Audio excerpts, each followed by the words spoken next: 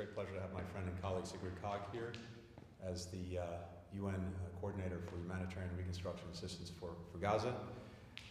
Over the past week or so, we've been working to address urgent challenges that are making it difficult to deliver the necessary humanitarian assistance to the people of Gaza who so desperately need it, particularly when it comes to the security of the deliveries and those delivering the assistance.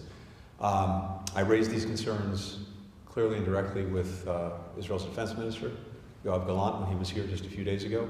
And I think we've seen over the last couple of days some progress in Israel committing to address some of the needs that the United Nations in particular has to make sure that it can effectively and more safely deliver assistance. We continue to face the challenge of aid getting to and into Gaza, but then not being able to be distributed effectively because principally of real security challenges. And so when it comes to making sure that food, water, medicine, and other basic necessities that the Palestinian people need just to survive get to them, we continue to have important work to do. It's good that and important that Israel is addressing these very concrete needs, but they have to be implemented as quickly as possible. There is no time to lose. And I'm also eager to hear from Sigrid ongoing needs, ongoing requirements to make sure that both the United Nations, private providers of assistance, all of the countries that are working together to try to help the Palestinian people who need it so desperately, how we can be more effective. With that, Sigrid, good to have you here. Thank you, Mr. Secretary, and indeed my friend Tony, but also, of course, the Secretary of State of the United States. I'm delighted to be here. It is indeed a very critical period.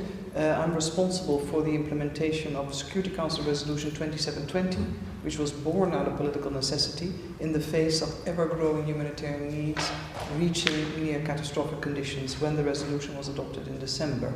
It's been a very tough and difficult period for the civilians in Gaza, and of course also the families of the Israeli hostages who continue to live with deep uncertainty about the fate of their loved ones. But the focus of my mission is on the civilians in Gaza, to get the volume, the quality, and the predictability of assistance that they so desperately need, given the fact that they've left their homes. 1.9 million people are displaced.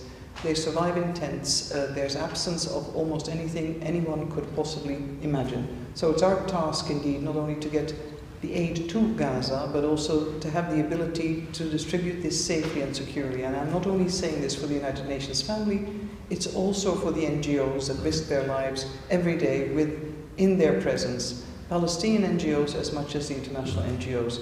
It's a very difficult operating environment for the civilians, first and foremost, but also those who seek to assist. And that is a constant dialogue where the support and leadership of the United States is so very important for the United Nations to be able to succeed. And equally so, if there is hope of a ceasefire deal, it's also important we take stock and we look towards the early recovery needs, health facilities, children back into learning, anything that forms part of what we would all consider human dignity for our fellow human beings. And that's a shared commitment, and the ongoing discussions with the Israeli government are extremely important in this regard, with strong support and the leadership of the United States, and Tony Blinken in particular. Thank you. Thanks, everyone.